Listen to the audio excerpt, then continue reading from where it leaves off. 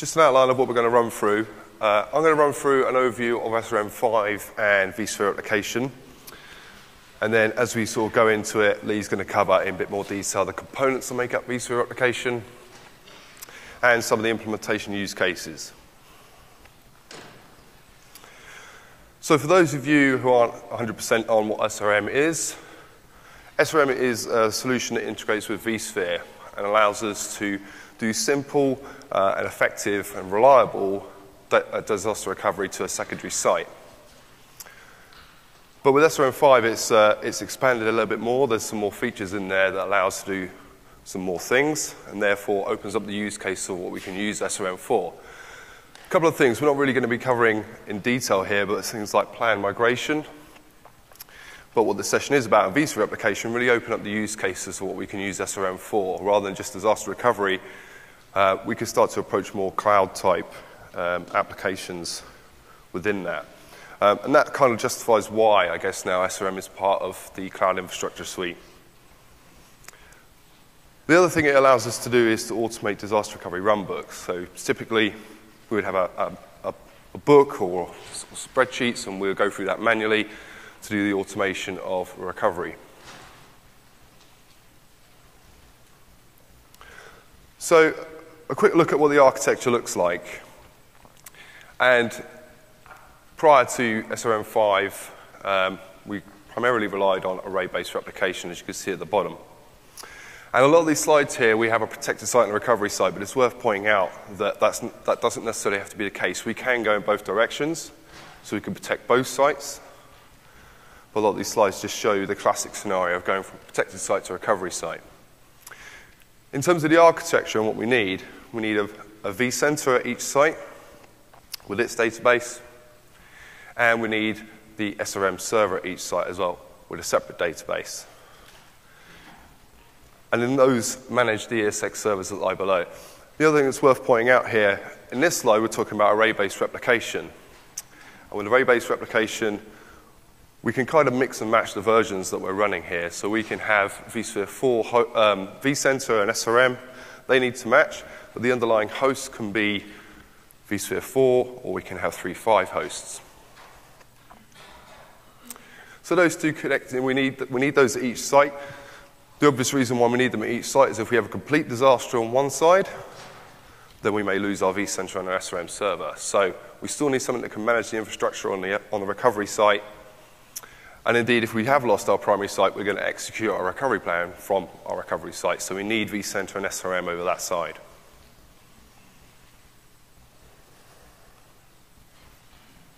A bit more simple architecture about how the framework fits together. So again, we've got our virtual center and our SRMs connected.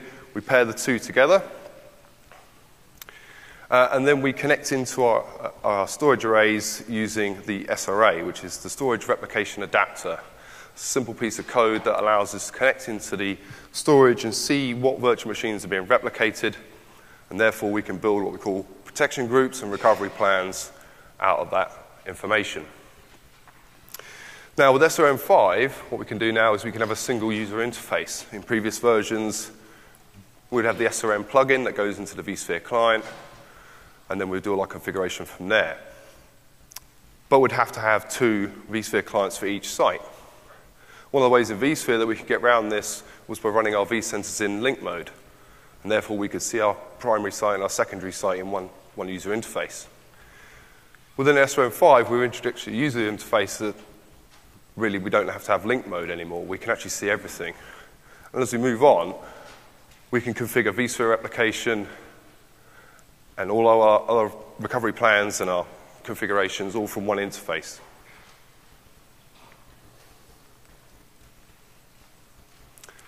So with SRM 5, we're introducing what we call vSphere Replication. I do want to emphasize that we're not taking away array-based replication. That's still going to be available way into the future. And it may well be the case that you want to use array-based replication for your Tier 1 applications. What vSphere Replication actually gives us is a cost-effective choice within what we do with our recovery plans and the way we do replication. In previous versions, we always sort of emphasize that SRM does not do the replication of your virtual machines. We're relying on the storage array technology to do that. But with vSphere Replication, SRM does. We are doing the replication. And it's a more cost-effective choice. So a good use case is, you know, I want to protect my data center, and maybe I want to protect everything, but the costs are really too expensive for me to do that. I don't want to put all my virtual machines onto my enterprise storage array because the tier 3 and below, they don't really add the cost, pay for the costs into the business to justify that. But with vSphere Replication, we have the choice that we can do that now and offer a broader spectrum of protection across the data center.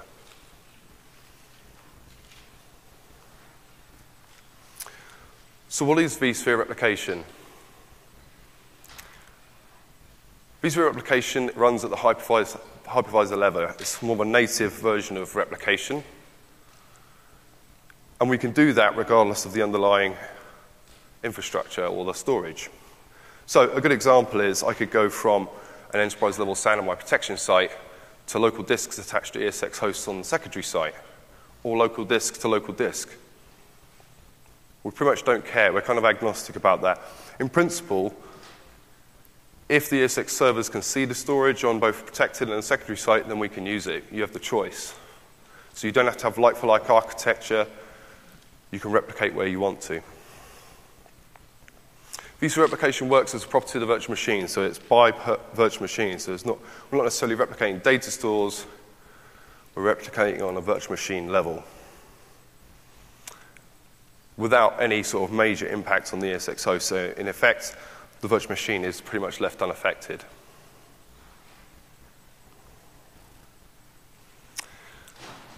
So here's like a version, the updated version of the architecture. And the new bits you'll see are in green. So again, we've got our virtual center servers, we've got our SRM servers with their databases, and then we've got our ESX hosts. On each site, you'll see that there's a thing called a VRMS. That's the management servers of a vSphere Replication. It's a virtual appliance that ships with SRM and is deployed by the SRM server. So what you're going to see is that the install package for SRM has grown. I think currently, if you deploy at the moment, it's about 150 megs. You're going to see that go up to about 800 or so. And they're virtual appliances that are built in VM Studio, and as I mentioned, deployed by the SRM server. Once you deploy that, we configure a database with it, and then we're set. We need one of those at each site. So now we have 3 components if we want to deploy vSphere Replication. Within the ESX host, we can see the VRA, that's the replication agent. Now that ships as part of vSphere 5. So worth pointing out the major difference between the 2 architectures that we've got here. If you want to run vSphere Replication, then we need vSphere 5. We need vCenter version 5. The ESX host needs to be version 5 because those agents are shipped as part of the code. We don't deploy that with SRM. But if we want to do array-based replication only, then we don't necessarily need to have that. But if we want to do both, then we're looking at version 5. On the secondary site, we have a thing called a replication server, and that's kind of the guy with the catcher's mitt who's going to catch all the changes that are happening from the replication, from the virtual machines. So the ESX hosts are the ones who are sending the information out onto the secondary site. We've got a replication server. Now again, I want to point out that although we've got protected site and recovery site, we could go both ways. And in that case, we would have a replication server on our primary site. So we could replicate in both directions. So once we've got all our components in place, what do? We simply right-click on a virtual machine, and we select vSphere Replication. Opens up the wizard, and away we go. And I haven't got all the screenshots of the whole process. This is just one of the screenshots. But it gives you an insight into the main principal configuration of vSphere Replication, and that's the RPO. So we've got a minimum of 15 minutes, maximum of 24 hours, and we can set that how we like. And as I say, that's the principal mechanism that we configure virtual machine replication. We also support VSS if you want to go that way with vSphere Replication. And once we're done, all of that configuration and ongoing replication is automated within SRM. So we can go into the GUI, we can see how the replication is going. Are we meeting our RPO? How long is it taking? Is it up to date? And then once we're done, then we can mix that into a recovery plan. And what we can do is, if you've got array-based replicated virtual machines and vSphere replicated virtual machines, we can add them into the same recovery group. So we don't have to have separate recovery plans for vSphere replicated virtual machines. We can still hit the big red button, bring everything over, even if we've got a mix of virtual machines. But all of that is now consolidated into the SRM user interface. Everything from vSphere replication and all of that technology and the other parts like plan migration, disaster recovery, all our recovery plans are all in the one interface. So, some details on what we can do with vSphere replication. We can replicate the entire virtual machine, that is, all of its virtual disks if we want to, or we can choose a subset of those ones that we want to replicate, so we don't have to do everything. And then we can choose where we put those disks on the secondary site. So we don't have to put all of the VMDKs into one place, we can split those out. And that's relevant for things like database disks and OS disks if we choose to. So we can ensure performance onto the secondary site, but we can make that part of vSphere replication. As I mentioned, we select an RPO, and we also have a choice in the method that we choose to get the virtual machine over to the secondary site. So you can use vSphere replication to do the initial copy over, but if you're restricted by bandwidth and time, that may not be the best method to do it. So what we can do is we can take that virtual machine, put it on some removable storage, ship it over to our secondary site, get an admin over there to upload it, and then we can sync the two together.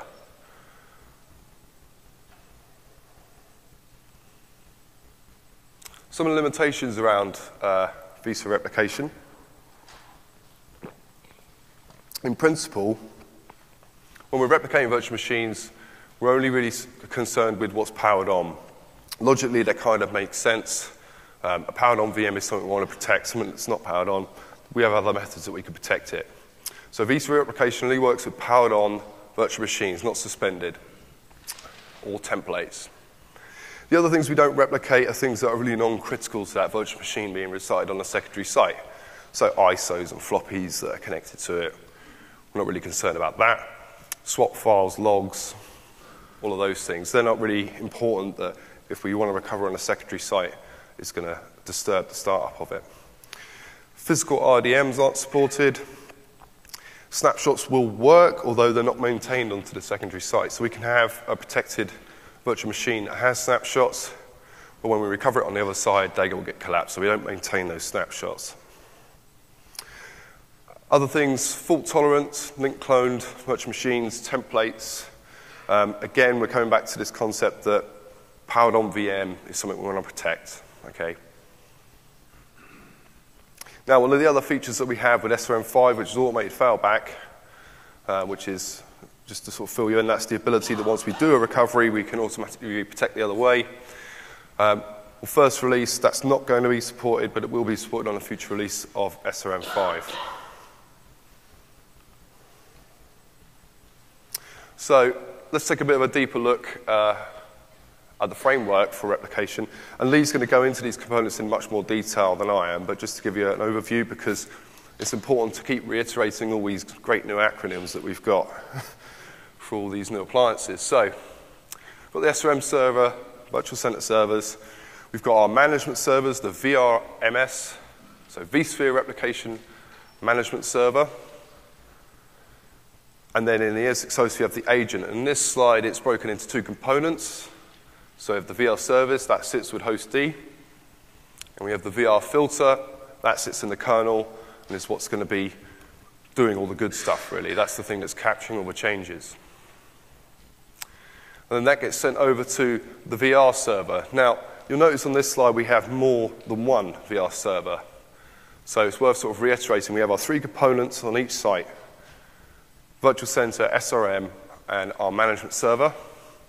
But then the thing that's catching all the stuff that's coming over from the ESX hosts and writing it back down to disk, the VR server, we can have multiple ones of those.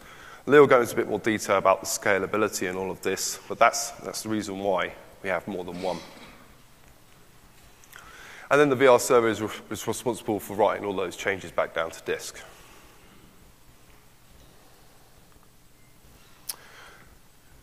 So I'm just going to finish my piece up by just showing you the ports. I won't go through all of these. I will want to emphasize as well that we have a lot of information in these slides. We're not necessarily going to go through everything, so don't be so worried about writing everything down because you're going to get these slides at the end of the show. So we have our sort of regular ports up there, and this is for cross-site stuff that we need to be concerned about. But the important ones are the ones at the bottom. So we have 2 ports there. With the first release of vSphere Replication, there is no sort of compression or sort of bandwidth throttling on that connection. It might be nice to do that in future. So what we've done is we've taken 2 well-known ports to do our configuration through, so we could do quads on those ports. So for an initial sync, we're using 31031, and that's just for when we've copied our virtual machine to our secondary site and we're comparing the 2, we're doing initial sync, we're going to use that port. And then for ongoing, we're going to use 44046. Okay, and that's going to be for Delta stuff, which Lee's going to go in a bit more in depth into how that actually works. But another thing that's worth pointing out that with vSphere, we can use network I/O, if you're familiar with that. And you'll notice that in vSphere 5, we've actually got a sort of out-of-the-box port group for vSphere Replication now. So we can use that. But also with network I/O, we can add quas tags on it. So if we're using quality of service on those lines, which may be the case, then we could tag those coming out of vSphere using network I/O. And with that, I'm going to hand over to Lee, who's going to run through in a bit more depth into the components. Thanks, Clive. Morning. So hopefully by now you've got a pretty good understanding of the components, how they hang together, what you need to deploy at each site to make this framework function, where it fits. So I'm going to take you through, lift the lid on a few of these components, explain what they're doing under the covers, and then I'm going to go into what the use cases are going to be out there in the market, where you're going to see this being deployed, how you can deploy it, and how you make those configurations work. So let's get going. So the first component that Clive talked about was something called, and again, we've got lots of nice new acronyms for you to learn in the VMware stack, the VRMS, which is short for vSphere Replication Management Server. As Clive says, you have to have one of these deployed at each site, in the same way that you have to have an SRM server and a virtual center server. Quick tip for you, if you're like me and you've been using vSphere for a while and you use the client for a while, re-enable your Getting Started tabs. The engineers have put some nice interactive workflow on the Getting Started tabs in SRM's 5 UI to walk you through the steps that you need to deploy the appliances in. These Getting Started tabs are actually interactive, so there's little drill downs. There's kind of like 6 or 7 steps. You can kind of click on the first one, which says Deploy VRMS, and that'll launch the OVF deployment wizard. You go through the wizard, allocate your IP addresses, so on and so forth. When you finish that step, you get a nice little green tick next to it. Move on to the next step, press that drill down, off you go. So if you're lazy like me and you can't be bothered to open up the PDF for the instruction guide, you can just follow along the Getting Started tab. So yes, it's annoying to have the Getting Started tabs there, but they are quite useful in this case. What is the purpose of this component? Think about if you've used SRM before. Today, with SRM version 1 and version 4, we only supported array-based replication. You had to download the adapter, the SRA, from VMware.com. You installed it and configured it and essentially pointed it at your controller for your storage array. Behind there was obviously the software that's on the storage array, and that was essentially the storage management stack. That's what SRM was interacting with. So when we deploy a replication framework, we need to also have a management stack to kind of handle the orchestration of the replication layer. So think of these very simply as our array management stack. That's the function of the VRMS components at either site. That's what they basically do. So they're in charge of things like maintaining data store configurations between sites, telling SRM how things map around, and also when you do test failovers with this. So one of the features that was very attractive to customers with SRM from the day one is that you could do non-disruptive DR tests by using storage array snapshots. You can do non-disruptive tests with vSphere Replication. We use a mechanism that's very similar to virtual center snapshots. So obviously, when you have this up and running, you have replication in place. You have the virtual disk files at the target site. So essentially, if you go into SRM and you click on your recovery plan and you say test, basically under the covers, it's almost like attaching a redo log to those virtual disks and standing up a virtual machine to allow you to do a non-disruptive test. Whilst you're doing that, replication is still happening asynchronously according to the RPO schedule that you've set. So just like array-based replication, you can do non-disruptive tests with this as well. And the VRMS server helps orchestrate that. The next component is the one that was really interesting because obviously, when we release SRM, we have to release it after vSphere. One is kind of chicken and egg. One can't come before the other. So vSphere has to come first, and then SRM has to come second because the SRM guys can't lock their code down until the vSphere guys have locked their code down.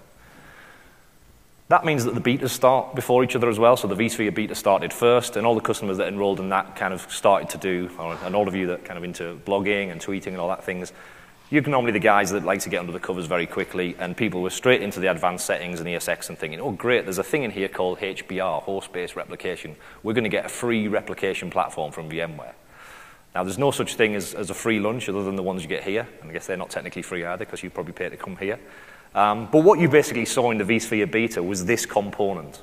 And this is just part, as you've seen today, of a bigger framework. So obviously, the VR filter is, as Clive said, at the high-level slide, we just called it the VR agent, but it's broken down into two smaller pieces inside ESX. And it ships with every build of ESX 5. So it's in there, lying dormant, until you activate SRM and use it, so you get it. So the VR filter piece is the elements, remember there's two pieces, the service and the filter. The filter is the kind of the interesting one, because that's the one that's running inside the kernel. The reason it's inside the kernel is because it has to be in the I/O path of the virtual machine. It has to be able to see the I/Os that are coming down so that it can track the changes and start to push them across to the target site. So think of it a little bit like a virtual write splitter, almost. That's kind of how I was thinking about it when we were doing the betas. So it's in charge of keeping track of the replication for the virtual disks. The virtual machine might have more than one virtual disk. It's in charge of doing things like when you right-click and you configure replication, it'll basically create two bitmaps that we keep in memory that start to track the regions of disk that are changing. And we don't care about the contents of the blocks that are changing, we just care which block is changing and when is it changing and what our pure value of use set, because that helps us understand what we need to transfer to the other side when we need to hit that RPO target. And it does that for all virtual disks that the virtual machine has assigned to it.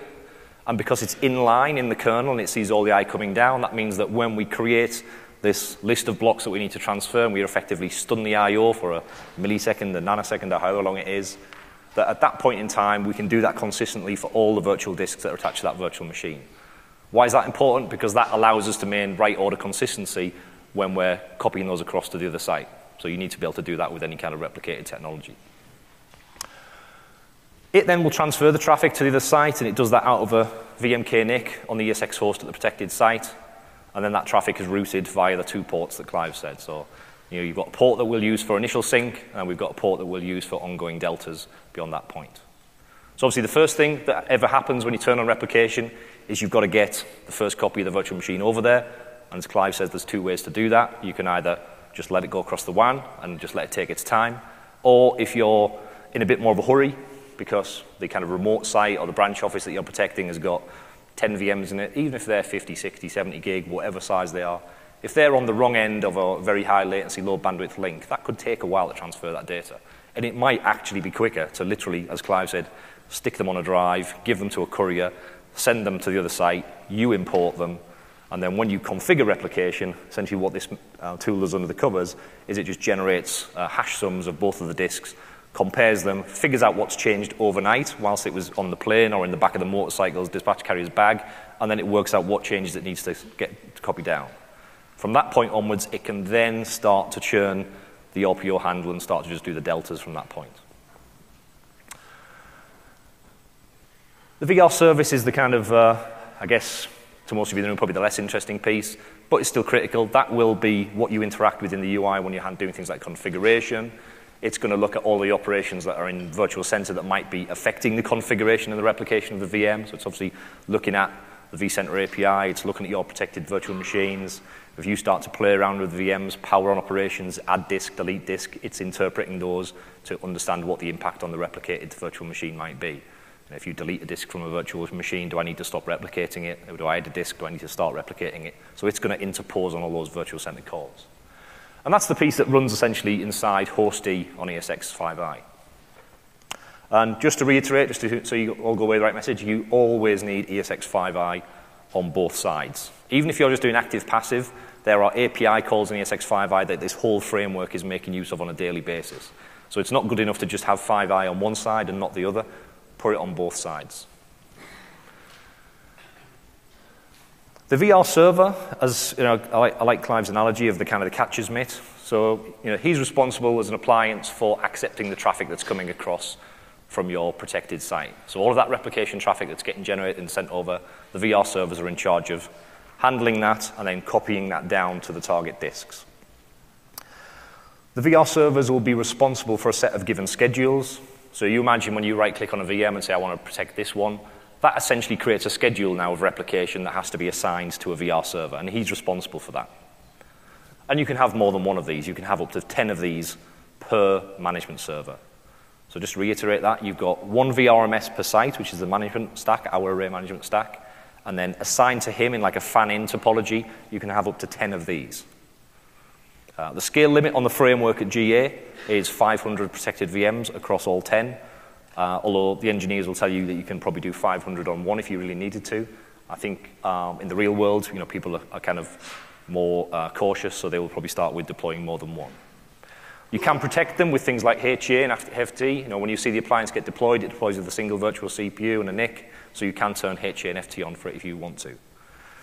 We have put a lot of thought into the framework in terms of RaaS capabilities, so this appliance is designed to function even when other components go offline. So a little bit like VMware HA, the question used to always be, what happens if vCenter goes down? Will HA still work? Will DRaaS still work? Will all those other components still work? And this is the same kind of analogy.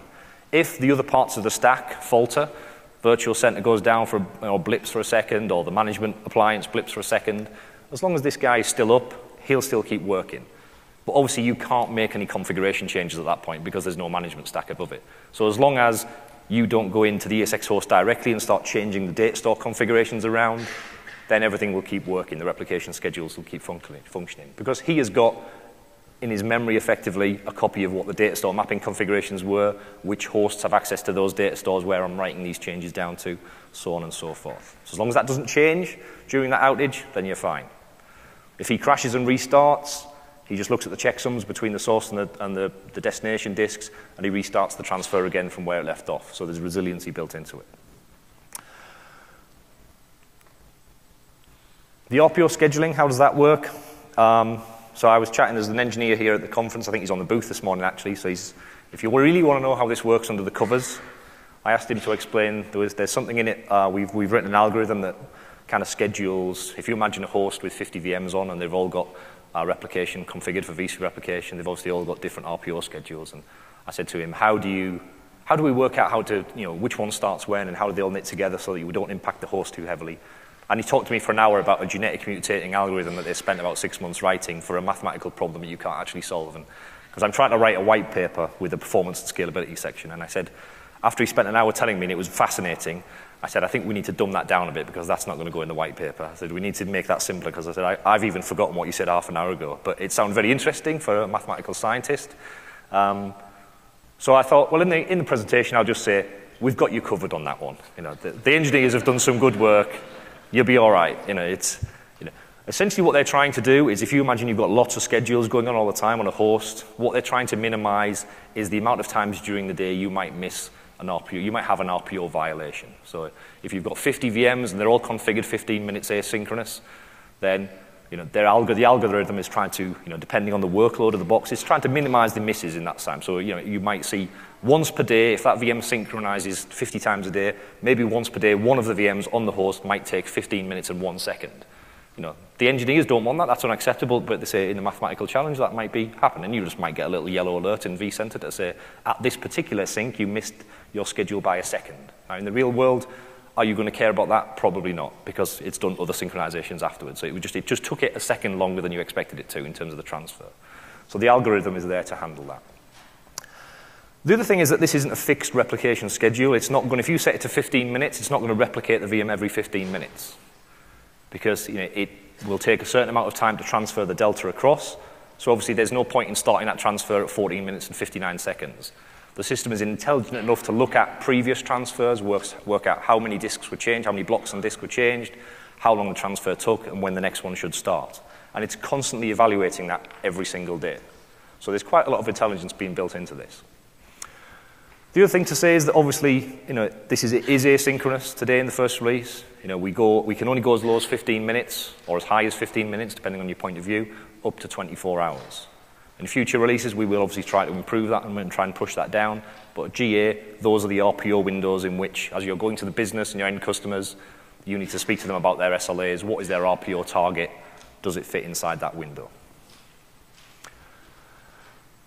So when these things kick in, I've called this the disk transfer protocol. It's not what we call it internally, but I think this is a better description of it. So the first thing that happens is a full sync, and we've just talked about the different ways of speeding that process up. And then immediately we'll then do a delta transfer. So we'll then say, let's start doing our first RPO transfer based on whatever you selected. Because we need somewhere to start from to see kind of what the latency is like on the network, how long the transfer took. Once we go on beyond that point, essentially we have, as I said, we have 2 bitmaps in memory that track the changes. We call one the dirty bitmap and one the transfer bitmap. So essentially the dirty bitmap is looking what's changing on the disk. And depending on where you set that little slider to for your RPO schedule, at some point we need to come in and stun those IOs, as I said earlier. And essentially, to give you an idea in kind of engineering terms how quick that takes, it takes as long as it takes a CPU to take those bitmaps and change the labels from dirty to transfer, which is probably not that long. At that point, we then have a list of blocks that we know make up the new delta that we need to start transferring to the other site because the data has now got stale to the point of we need to transfer that much information because you set it to an hour. We know the data is starting to get an hour stale because of the changes that are happening. We know the transfer takes 10 minutes, so maybe if we did the last delta at 9 o'clock, we know we need to start the next one at about 9:50 to start transferring. So obviously as we're transferring the blocks that are in that little list, we've essentially now got a crash-consistent list of blocks that make up the delta we need to send over, so we'll start doing that. But whilst we're sending them, the virtual machine is still writing I/O to its disks. So the dirty bitmap is still tracking what's changing, and it also knows what we've transferred. So if the virtual machine tries to change a block that we haven't transferred yet, and remember, we're in line with the I/O on the VM, so we can see that before it gets down to the VMDK at the source site, we can quickly shout out and say, oh, actually, block 50 is about to be changed. It's coming down now. It's just coming through the ceiling past the chandelier. I'm just going to stun that for a millisecond. I need to take a copy of what's in that block now before it gets changed, and I'm going to put it in something that we call a demand log. As soon as I've done that, I'll let that I/O drop down to the virtual disk file here. Then we carry on doing the transfers of the blocks that haven't been changed that are in our list. When we get to the end of our list, anything that did get changed or tried to be changed mid-flight, we've got in the demand log, and we then push those across to complete the crash-consistent image. And remember, that can also be kind of volume consistent as well if you've got VSS turned on. If you have VSS turned on and enabled in replication, if you get errors with VSS or it doesn't work for some particular reason, then the delta will still be transferred. You'll just get warnings in that SRM UI that Clive showed you the screenshot from to say, VSS didn't seem to manage to quiesce the VM for whatever reason. You can then go into Windows and try to figure out why that is. So sizing, I'm in the middle of writing a paper that I hope to have published when we GA SRM 5 to give you some information around this. It's kind of like the classic, when I started at VMware, I was a consultant before I do my current role, and it's the classic consulting, it depends, get out. I could give you a bunch of figures, but unless they're going to be applicable to my network, not yours, so it's more useful to try and figure out where the overheads might occur. So if we start with a VM that you're protecting, in the performance engineering work we've done and with the customers we've worked with during the beta, you see a small spike on the CPU and the network side of the protected virtual machine whilst it's doing the initial transfer. Then it kind of tails off very quickly, so it almost becomes negligible. On the host, you see a small CPU network increase. We do have a slight memory overhead on the host, very small. The good news is it's at the host level, not the VM level. So I hasten to use the term VRAM without people throwing things at me. But you don't incur extra VRAM overhead each time you turn this on for a virtual machine. Think of it a little bit like in VMFS, we have a heap space inside the kernel for the file system. We have a similar heap space for the work that this needs to do as well. On the WAN, obviously you're going to have traffic going out across the WAN, and that's going to cross the VMK NIC from the source side and to the destination side VR appliance. We have no inbuilt feature for throttling or compression in the first release. Although SRM is version 5, this framework is essentially version 1. We spent a lot of time, a couple of years engineering it, but it's still version 1. So there are obviously some features that we couldn't get in the first release. What Clive said earlier, one of those is the reprotect, the auto failback.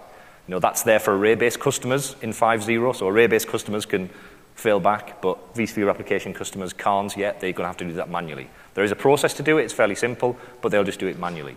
And when we went out to our focus groups and partners and we said, should we rip this framework out of SRM 5 because that feature's missing? We are going to put it in fairly soon, but should we rip it out? The overwhelming response was no, leave it in because we'll use it as it is, and that's fine. So that's why it's not there today. But we are working on that, and it will come very soon. I've got one of the engineers in the room here who's probably got his head in his hands right now going, okay, I'll definitely have to deliver that very soon. So the way that we can handle quality of service at the moment from the GA release, because we haven't put a mechanism in there right now, is we've got well-known ports that we use and that we publish, so you have to apply QoS on the ports if you want to kind of prioritize the traffic that way. So that's the way that it'll have to be done at the GA release. The server appliance itself on the destination side, I've said this already, but just to reiterate, the scale is up to 500. The engineers tell me that an individual VR appliance can handle that. And even if you had 500 replication schedules assigned to one, it might be maxed out for most of the day, but it wouldn't falter, and the system test work we've done kind of backs that up. From my field-facing point of view, I know that if I'm like you sitting there, if an engineer tells me that, I believe them, but I'm probably not going to do it in production. I'm probably going to have multiple and not have all my eggs in one basket. I'm going to spread the schedules out across multiple appliances. There is other traffic types to consider as well. During the initial synchronization, you will kind of bizarrely see traffic coming back at the appliance from the recovery site hosts, and that's because it's comparing the checksums on the disks at both sites. It's reading the destination disk and the source disk to check what it's copied across. And you can manage that traffic type with network I/O control. So if you don't want your management network to be flooded with kind of checksumming traffic, then you can kind of throttle that back down. Has no impact on the process. It just means that initial sync, if you're doing it over the WAN, instead of it taking an hour, it might take an hour and 20 minutes because you've just kind of throttled that traffic down because you could be doing other things on the management network. So the only kind of takeaway there is if you see that traffic coming back, you now know what it's doing. Because the first time the customers saw that in the beta, they were like, what's going on here? Why is it reading stuff back again? I didn't expect it all to be going in that direction. It seems to be sending you things back now. And it's because the VR appliance is reading the destination disk to make sure it's written everything that it's supposed to have written. So let's take a look at the use cases. Where do we see this fitting? Where do we see people using it in the field? So we'll start off with a classic case, which is site-to-site. Primary use case for vSphere replication is obviously to expand SRM's availability to people that don't have array-based replication. We have a lot of SMB customers out there. We have a lot of people with offices with array vendor X in one site and array vendor Y in another site, and you have to have a way to solve that heterogeneous storage problem. vSphere replication, as you've seen earlier on today, makes that problem go away because it's completely storage agnostic. It's looking at the virtual machine. ESX is acting as your own on-site HCL, if you like. As long as the ESX can access that data store, whether it be VMFS3, VMFS5, whether it's local VMFS, literally in the back of the tower server, as long as that ESX host is happy to see that data store, we can replicate that VM to any destination that you want to. And we can change the disk format in flight if we need to. We can change it from thick to thin if we have to. So that choice is entirely up to you. So what do you need to make that kind of classic site-to-site architecture work? So Clive said, just to reiterate, SRM server per site, VRMS server per site. The vSphere replication appliance, I would always deploy one per site because you may as well. You're going to need the other one at some point anyway, even if you're doing active-passive, because you need the VR appliance at the source site for when you do failback.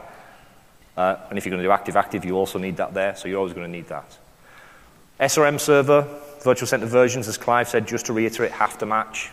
You always upgrade virtual center first. So you go to version 5 of virtual center, then you then upgrade to SRM to version 5, and then because you're using vSphere replication as a transport, you have to have version 5 host as well. You can't mix and match halfway through the deployment. You can't have virtual center 5 and SRM 5 on one site and virtual center 4 and SRM 4 on the other site. That won't work. You have to have them both at on a level playing field.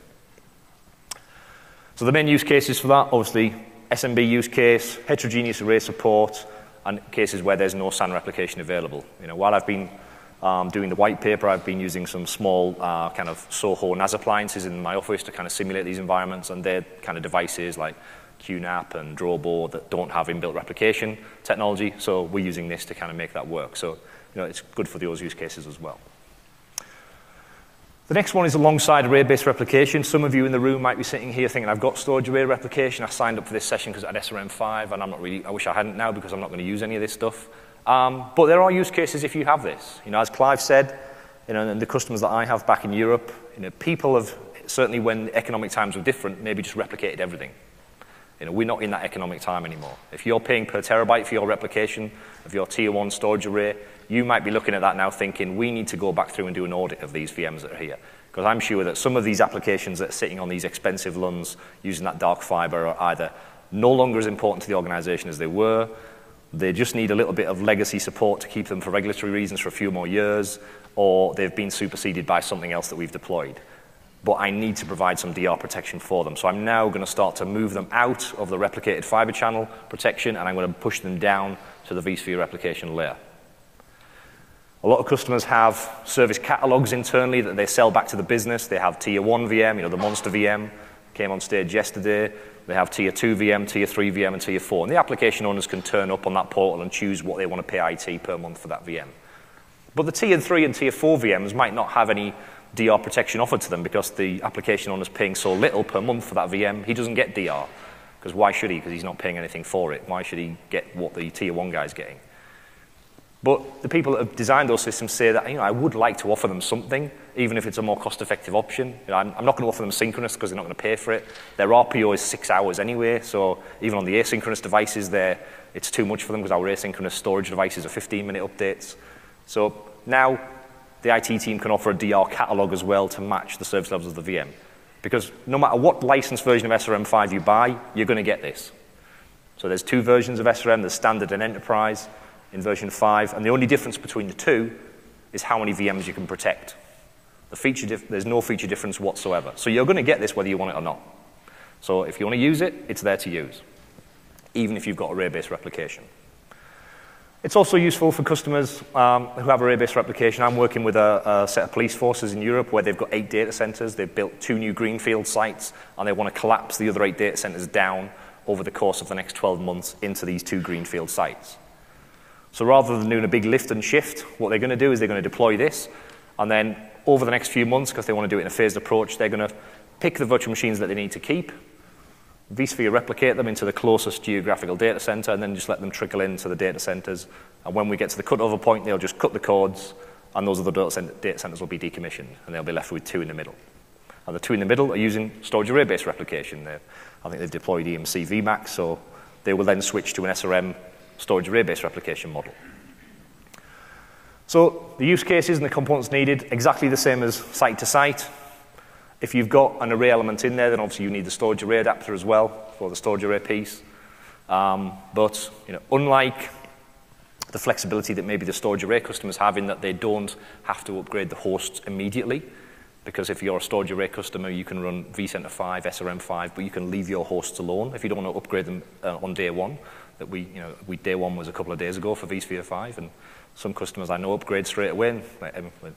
Not many. But for some reason, people don't apply that to Apple operating systems, and everybody upgraded to Lion on day one and then had all sorts of issues with backup and things. But anyway, you don't have to do that. If you're an array-based customer, you can stick on 4.1, 4.0, or 3.5. But obviously, if you're going to bring this in, then you do need to be on 5. So if you're going to use vSphere replication, that does force your hand a bit to do your cluster upgrades. So the main use cases we talked about: tiered DR offering, heterogeneous SAN mix, SAN migration projects, data center collapses. They're all use cases for this. So the next use case is something that is quite challenging for customers. I work with a good example is a retail example. I've got a customer that has 2 big main data centers. They're actually in the UK, one in the north of the UK, one in the south, and then they have a lot of outlets. They're basically a supermarket. Now they would keep their sales guy for their storage array vendor very happy if they went out and bought 1,100 storage arrays, and he'd probably be off to the Bahamas and going about on his yacht and driving his Ferrari. But they're not that. The supermarkets make a lot of money, but they're not stupid with their money. So they're not going to do 1,100 storage array purchase order. They're going to put in some kind of NAS device into those storage arrays. The virtual machines in those stores have less criticality anyway, but they would like some kind of backup for them because they're all remote. They don't have IT staff on site. They would like to DR protect them. So what they can do with this is they can kind of divide the country in 2, and they can pick who is the closest geographical tier 1 data center to you as a store, and I can vSphere replicate you into that store, depending on the kind of model that I build. So the way that I can do that is using something called shared site deployment, or N-to-1, as we call it in SRM. And you've been able to do this since version 4. So this is just a different way of doing it with version 5. So you start with your 2 main data centers. And I've already configured vSphere Replication in here. That wouldn't be a strict requirement, but as it's the topic of the session today, I may as well put it in. So we have site pairing between SRM A and B, vSphere Replication Management Servers, so that's a default setup. We now go to the remote site that we want to configure. We deploy an SRM server into there. We call it SRM Remote 1. We use the shared site configuration option when we're doing the install, and there's a PDF already on VMware.com that shows you how to do that. That allows you to assign a unique key to that SRM server. You then deploy another SRM server in site A, its partner SRM server. You give that the same key so that it can identify it, and then you can deploy the VRMS servers and pair it with the existing one that's in site A. So then you've now got two SRM relationships. You've got SRM Remote 1 to SRM Remote 1, you've got SRM A to B. And now when you log back into the SRM client, you'll essentially get a drop-down list of SRM paired relationships to log into. So it starts to build that N-to-1 topology. And then you just duplicate that at the other side. You just go to the other remote site, deploy an SRM server with a unique key, a partner SRM server for it in the data center with a unique key. You configure them together as you would a normal SRM install, and then again, you collect the management servers together. There's no need to assign the VRMS's unique keys because the engineers inside VRMS have kind of made that appliance N-to-1 aware or multi-site aware so that you just pair it to the existing one that lives in that site. And in the white paper that I'm just about to publish, I kind of go into this in a lot more detail about how it works and how you set it up. But you're going to get copies of these slides after VMworld, so you'll have this as reference as well. So minimum components, exactly the same as site-to-site configuration. You pass a simple flag to the SRM installer to enable the shared site option to appear during the install screens. Just gives you the option to enter this key. The remote site VRMS connection just connects to the existing one that's already in the main data center, and then off you go. So again, use cases for that: remote office, branch office, data center collapse.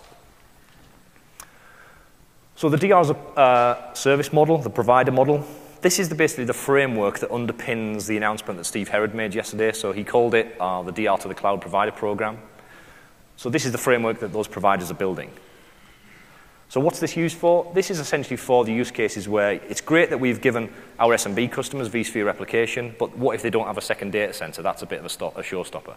You've either got to go out and buy and build a second data center, which is a bit expensive, or you've got to look to a provider to provide that for you. So the way that works, it's exactly the same configuration as the previous one we've just seen, except it's working in a provider architecture. So multiple inbound customers, they all have their own unique SRM pairs, as you can see there, to obviously provide client separation. You wouldn't want one client seeing the other client's virtual machines. And the reality is that when people do this, and we have people doing this today with array replication, the caveat there is that obviously they have to use something like Falcon Store or Recover Point to solve the heterogeneous storage problem.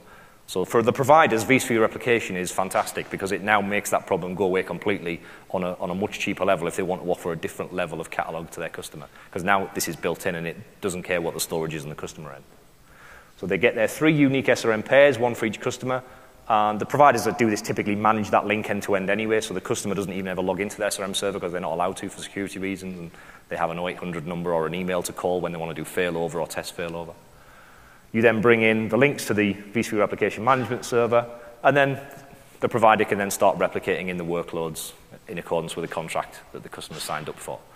So the customer gets a DR site, they haven't got to worry about matching their storage to the provider's storage, and they now have a virtual place to fail over to if they ever need to. So that's the framework that the 4 companies that were announced in the keynote are using underneath the covers.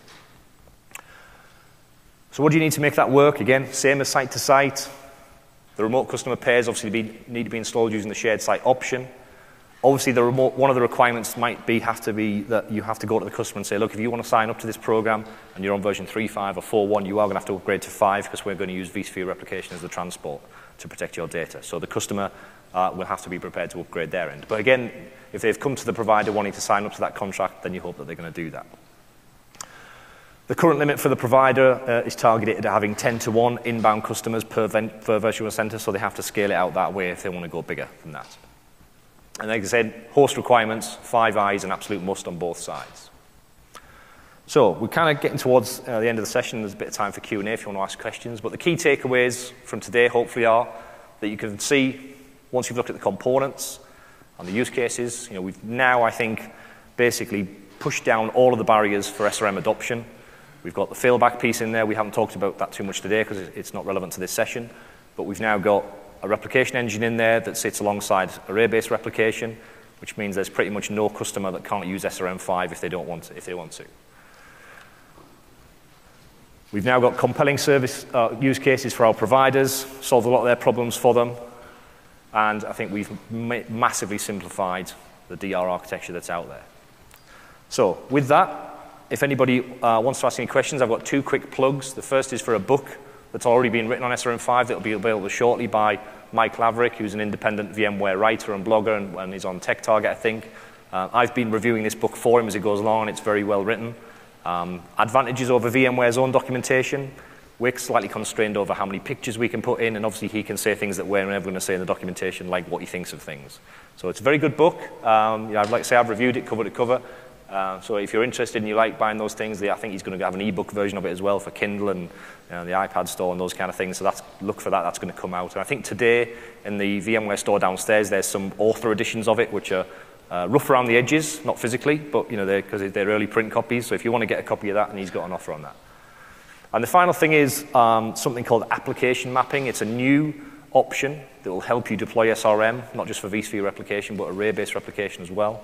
One of the big challenges in SRM projects when you deploy it is how do you work out what your application dependencies are, because that will relate to what protection groups you create and what recovery plans you build. Application mapping is what Steve Herod showed you in the keynote yesterday about how you can figure out which components are linked together. Are they protected? Are they not protected? There's a demo of that running on the VC operations booth downstairs in the Solutions Exchange. So if you're interested in taking a look at that, there's a preview edition of that there. Just go up to the guy who's on the booth at that time and tell him that you want to see the application mapping demo. So with that, I thank you very much for your attendance. I hope that was useful. If you have any questions, either step up to the mic and ask them, or feel free to come to the front, and Clive and me will hang around as long as we can before we get evicted.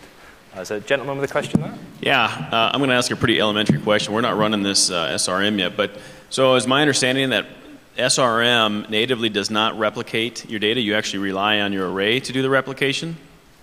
In version 1 and version 4, yes. And then in version 5, we've now built in vSphere replication to do that for you. Okay. Thank you. Thank you. Yeah. Anything to anything. Doesn't matter what the data store is. Okay. Thanks a lot, everyone.